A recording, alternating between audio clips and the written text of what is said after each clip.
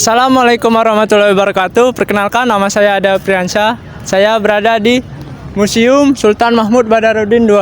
Di sini saya akan menjelaskan tentang nilai-nilai Pancasila yang saya dapat di dalam. Let's go.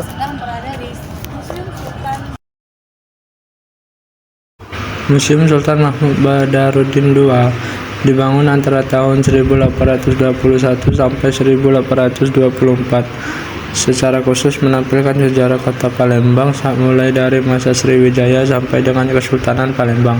Museum ini awalnya merupakan keraton milik Kesultanan Palembang bernama Keraton Kota Kecil atau Keraton Kota Lamo, yang dulunya bangunannya sebagian besar berbahan kayu dan kemudian menjadi kediaman residen Belanda Jalan Van Zevenhoven. Sekarang dipergunakan sebagai Museum Sultan Mahmud Badarudin II. Sesuai dengan namanya, museum ini lebih banyak menampilkan benda-benda peninggalan Kesultanan Palembang.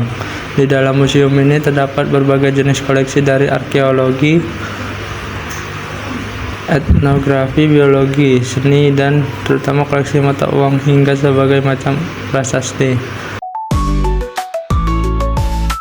Sebagai simbol yang terkait dengan sila yang kelima, yaitu keadilan sosial bagi seluruh rakyat Indonesia, karena mata uang ini merupakan representasi langsung dari kekayaan dan ekonomi negara yang seharusnya dapat dinikmati oleh seluruh rakyat Indonesia. Keadilan sosial bukan hanya soal pemerataan kesempatan, tetapi juga soal distribusi hasil-hasil pembangunan dan ekonomi yang adil. Dengan mengedepankan rupiah sebagai simbol keadilan sosial, kita mengingatkan pentingnya pengelolaan sumber daya negara yang berpihak pada rakyat, khususnya dalam memastikan bahwa setiap individu tanpa terkecuali memiliki akses yang setara terhadap kesejahteraan. Sebagai alat tukar yang digunakan oleh seluruh lapisan masyarakat, rupiah mencerminkan hak dan kewajiban setiap warga negara dalam membangun ekonomi yang inklusif dan berkeadilan. Dengan demikian, pemilihan lukisan wajah Sultan Mahmud Badarudin II pada uang rupiah 10.000 sebagai simbol dari sila kelima Pancasila mempertegas komitmen untuk mewujudkan keadilan sosial dalam setiap aspek kehidupan ekonomi rakyat Indonesia.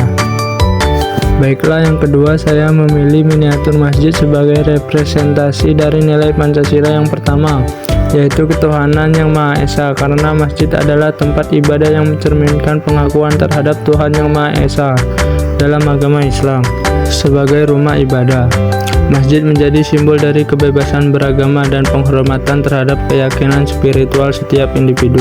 Miniatur masjid dapat menggambarkan kesatuan umat manusia yang menjunjung tinggi nilai-nilai ketuhanan, di mana setiap orang diberi hak untuk beribadah sesuai dengan kepercayaannya masing-masing, serta mengingatkan kita akan pentingnya hidup berdampingan dengan penuh rasa saling menghormati.